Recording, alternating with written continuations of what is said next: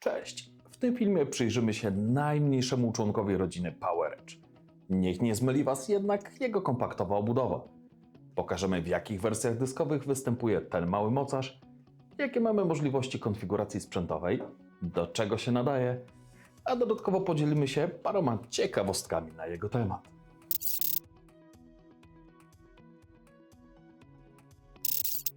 Jak zwykle zacznijmy od rozmiaru serwera. Jest naprawdę mały. To z grubsza wysoki na 33 cm, szeroki na 13 i długi na 40 cm. Idealny sprzęt do biura. Jest wyraźnie mniejszy od swojego poprzednika. Dla porównania model T150, który do tej pory był najmniejszym serwerem Della poprzedniej generacji, wygląda przy nim masywnie. Serwer po raz pierwszy w historii Della sięga po wyraźnie ekologiczny design. Obudowa częściowo składa się ze stali z recyklingu, a sama blacha nie jest pokryta żadnym lakierem. Zdaje się, że jest ocynkowana. Przejdźmy do przodu serwera. Widzimy logo, włącznik, diodę diagnostyczną, USB 3.0 i micro USB do iDraka, a poniżej mamy listek z numerem seryjnym serwera. Dell zaskoczył nas wszystkich nowym standardem w 16 generacji. Przywykliśmy, że najmniejsze towery Della i większość modeli innych producentów miały zazwyczaj 4 sloty na dyski 3,5 cala. Ten standard powodował od lat, że w podobnych serwerach najczęściej stosowane były 2 dyski SSD w RAID 1 na system i ważne pliki, plus 2 dyski HDD również w RAID 1 dla backupów i udostępniania mniej kluczowych plików.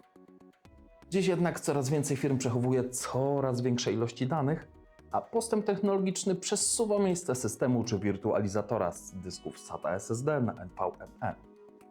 I chyba właśnie z myślą o tym odwrócono totalnie w tym serwerze klasyczny układ.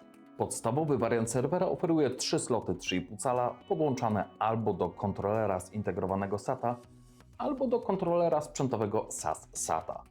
To opcja z grubsza minimalna dla najmniejszych firm. Znacznie ciekawszy wariant to 3+2 SAS SATA, czyli 3 sloty na duże dyski 3,5 cala i 2 sloty na SSD. W takim wariancie możemy zrobić np. RAID 5 z 3 dysków HDD i RAID 1 z SSD. Ostatnią opcją są 3 sloty 3,5 cala i 2 sloty 2,5 cala NVMe U2. Rozwiązanie także bardzo ciekawe. Sloty 3,5 cala mogą być wtedy pod kontrolerem RAID lub HBA, a dyski NVMe podpinane są transparentnie. Opcjonalnie serwer możemy wyposażyć w kartę BOS, rozbudowując dodatkowo możliwości serwera. Karta BOS pozwala nam na tworzenie sprzętowej macierzy RAID 1 z 2 dysków NVMe M2 umieszczonych z tyłu serwera. Te są dostępne w pojemności 480 lub 960 GB. Maksymalnie możemy stworzyć konfigurację z 3 slotami 3,5 cala, 2 2,5 cala i jeszcze z tyłu z 2 dyskami NVMe.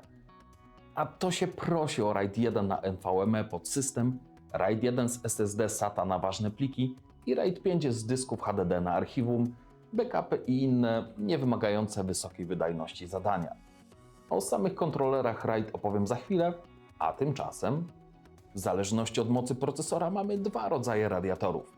Standardowy do 80 W TDP i performance powyżej. Do tego zawsze mamy jeden wentylator z tyłu. Konfiguracje z kontrolerem RAID mają dodatkowo wentylator dmuchający na karty PCI. Jeśli chodzi o CPU, to mamy do czynienia z najnowszą generacją małych Xeonów Intela. Podstawka to LGA 1700 i wsadzimy na nią procesory od wątłych 2 rdzeni i 4 wątków, po wysokotaktowane 8 rdzeni i 16 wątków.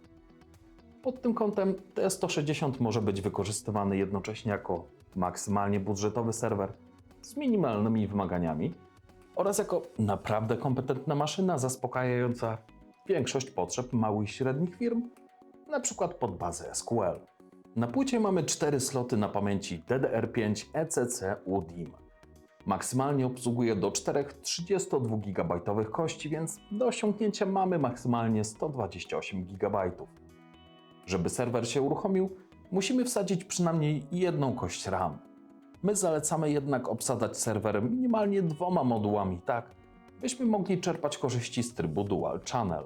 Tak jak wspomniałem wcześniej, w serwerze możemy zamontować albo HBA 355i, czyli kontroler z myślą o trybie transparentnym pod ZFS, H355, czyli bliźniaczy chipset, ale w trybie RAID 0110 i H755, czyli pełnoprawny kontroler RAID z 8 GB pamięci cache podtrzymywanej bateryjnie ze wsparciem dla RAID 0, 1, 5, 6, 10, 50 czy 60. Przy najskromniejszej konfiguracji z tylko 3 slotami 3,5 cala możemy obejść się bez kontrolera dedykowanego i korzystać jedynie ze zintegrowanego SATA S160. Na płycie mamy miejsce na moduł TPM 2.0. Mały chip, ale konieczny, jeśli chcemy korzystać ze wszystkich funkcji Windows Server 2022 czy 2025. W serwerze mamy 2 sloty PCI, 1x4 i 1x16. Standardowo ten razy 4 zajęty jest przez kontroler RAID, jeśli oczywiście został wybrany w konfiguracji. Pozostaje nam w takim układzie jeden slot na rozbudowę, gdybyśmy chcieli dodać jakąś kartę. Trzeci slot PCI jest zarezerwowany dla karty BOSS i nie da się go użyć w inny sposób. W przypadku tego serwera możemy zdecydować się albo na kartę sieciową, by np. podnieść połączenie z 1 na 10 gigabit, albo na kartę zewnętrzną HBA do podłączenia macierzy czy półki dyskowej. Przechodząc do tyłu serwera, widzimy sloty na karty PCI, miejsce na kartę BOSS z dyskami NVMe, 2 USB 2.0 i 2 USB 3.0, 2 porty na gigabitową sieć, kolejne 2 USB 3.0, port do zdalnego zarządzania iDRAC, serial i VGA do monitora. Serwer ma jeden nie-hot-swapowy zasilacz dostępny w mocy 300 lub 500 W. Serwer jest zdalnie zarządzany przez iDRAC'a 9. generacji, bazowo w wersji Basic z możliwością wybrania wersji Express, Enterprise czy Data Center. Z doświadczenia wiemy, że najczęściej wybierana jest wersja Enterprise, bo właśnie od tej wersji mamy pełny i zdalny dostęp do konsoli serwera. Szerzej o tym, co można w iDRAC'u ustawić, sprawdzić czy skonfigurować, będziemy opowiadać w innych filmach, więc jeśli interesuje Cię ten temat, to zostaw subskrypcję i zerknij na pozostałe filmy. Jak na swój mały rozmiar jest to maszyna bardzo obiecująca. W najskromniejszej konfiguracji pozwala bezpiecznie pracować księgowości z pakietem ERP, a w bogatszej śmiało zadba o potrzeby nawet średniej firmy z większą ilością wymagających programów i baz SQL. Pozwoli także na kilka pulpitów zdalnych czy wirtualizację lekkich maszyn. Ten i wiele innych serwerów mamy tutaj, na stanie w Poznaniu. Jeśli jesteś zainteresowany, zerknij na naszą stronę internetową. Mamy na niej pełny konfigurator, który pozwoli Ci stworzyć idealny zestaw dla swoich potrzeb. Lub jeśli nie czujesz się pewnie z samodzielną konfiguracją, odezwij się do nas mailowo lub telefonicznie. Chętnie pomożemy. Jeśli interesuje Cię więcej w temacie serwerów, sieci i oprogramowania, to zostaw subskrypcję. W przyszłości będziemy pokazywać jeszcze więcej sprzętu. A jeśli są serwery, macierze czy przełączniki, które szczególnie Cię interesują, podziel się nimi w komentarzu. Może uda nam się o nich nawet coś nagrać.